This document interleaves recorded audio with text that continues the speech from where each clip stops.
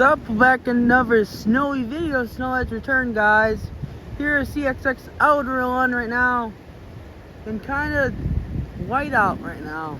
Almost white out conditions here in Holland, Michigan.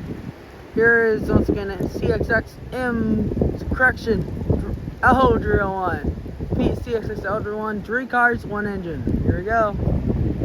He's working Holland, so he's probably picked up quite a bit. We'll see.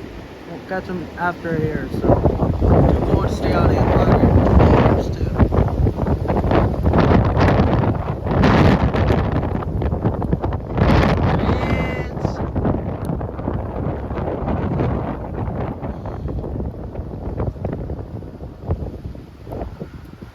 It's 50 mile an hour winds outside, or winds are like 40, but the gusts are up to like 50 plus, almost.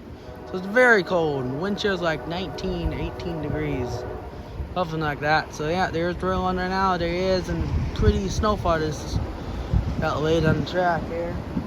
So here we go. Hope the street's gonna be here. Didn't stand for as long as I can remember, but won't be too long until it falls down. This one, especially. Here they go. Lights are activating right now. Here we go.